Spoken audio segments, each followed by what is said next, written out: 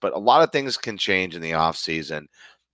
I got to put the odds at the Celtics getting Anthony Davis if he doesn't move at the deadline.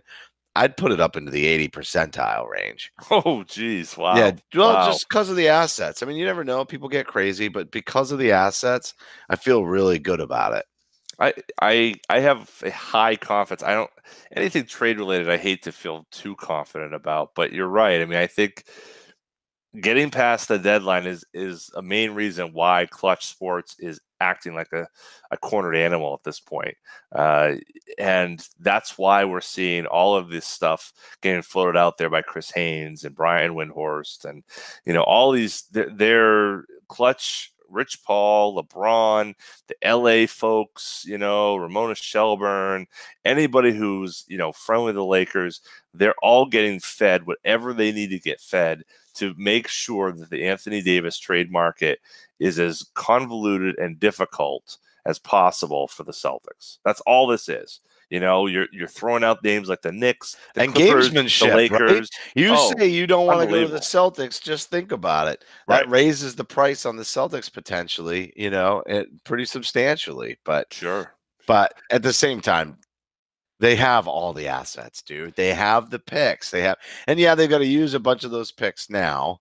So that's part of the problem, right? They can't make the deal at the deadline, and then they've got how many? Is it 4 picks in this draft?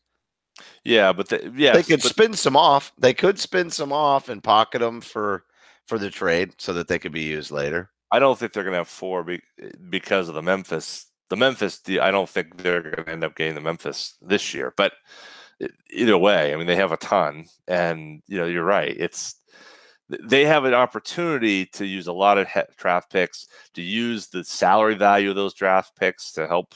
So that and that's one way in which this will help in terms of the trade timing. But it's interesting. I just think this is the biggest trade potentially in, I'd say, what's a bigger trade, NBA trade that's happened? I mean, I can't think. The Garnett trade certainly is a huge one. The Harden trade, although we didn't know it at that time that it was this big. A lot of people are saying this is the biggest deal. Paul George was big, but not big like that. Right. This is like Kareem level big. This is some of the biggest trades ever to occur of an established NBA star. This is on par with that.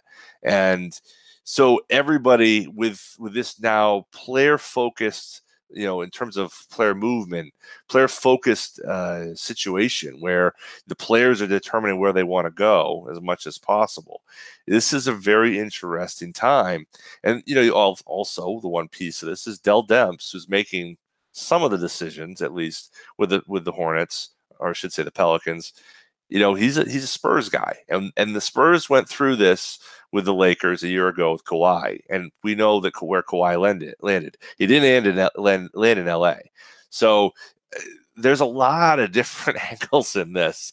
Never mind the fact that the Celtics want to get a great player. Like, that's almost like 5th on the list or 10th on the list that they have an 80% chance, as you said, to get him if it doesn't happen at the deadline.